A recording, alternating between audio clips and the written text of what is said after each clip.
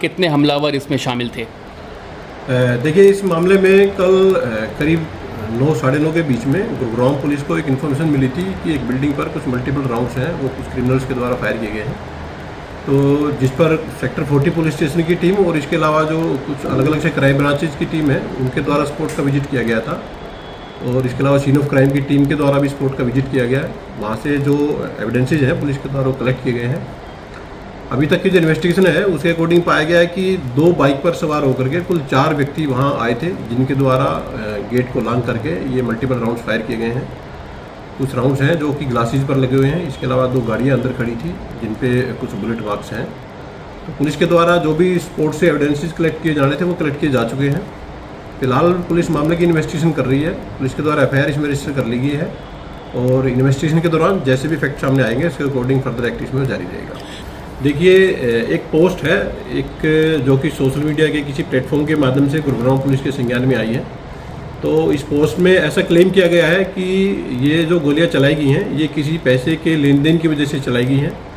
Police के द्वारा अभी इस फैक्ट को वेरीफाई किया जाना बाकी है कि क्या इसमें कोई मॉनिटरी लेन देन हुआ था।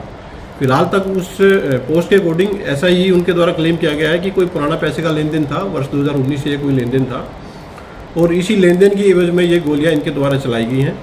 पुलिस के द्वारा इसको फिलहाल वेरीफाई किया जाएगा और अगर ये पोस्ट उसमें वेरीफाइड हो जाती है तो उसको भी ध्यान में रख करके पुलिस अपनी आगामी कार्यवाही है वो जारी है। अभी पुलिस के द्वारा जो एविडेंसेस कोर्ट से कलेक्ट किए गए हैं और जो पीड़ित है उस पीड़ित से लगातार पुलिस संपर्क में है। पुलिस उसके साथ लगातार बातचीत कर रही है और अगर वो इन्वेस्टिगेशन में कोई ऐसी चीज़ बताता है, अगर कोई पैसे के लेन देन से संबंधित कोई फैक्ट को पुलिस को बताता है तो उसको ध्यान में रखकर भी पुलिस अपनी कार्रवाई है आगे फर्दर जारी रखती है। सीसीटीवी कैमरों की फुटेज से क्या कुछ शुरुआती तफ्तीश में सामने आया है? ये कैमरों की जो एनालिसिस पुलिस के द्वारा फिलहाल तक की गई है, आसपास के जितने भी CCTV कैमराज है पुलिस की अलग अलग टीमें उनको चेक कर रही है और उनसे जो भी नेसेसरी CCTV फुटेज है वो पुलिस के द्वारा कलेक्ट की गई है। इसमें फिलहाल तक दिखाई दिया है कि 2 बाइक पर कुल मिलाकर के 4 लोग जिन्होंने अपने फेस कवर किए हुए थे, 2 बाइक पर ये 4 लोग सवार होकर के आए थे और इनके द्वारा ही गेट को लांग करके मल्टीपल राउंड से वो फायर किए गए हैं।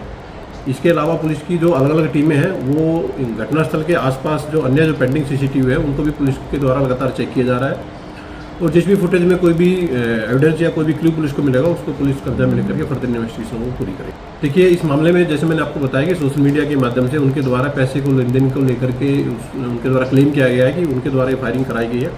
फिर भी पुलिस पूरे तरीके से पुलिस की इन्वेस्टिगेशन करेगी, केस की इन्वेस्टिगेशन करेगी और इन्वेस्टिगेशन में जिसका भी रोल सामने आएगा उसके खिलाफ सख्त से सख्त कार्रवाई पुलिस जारी रखेगी।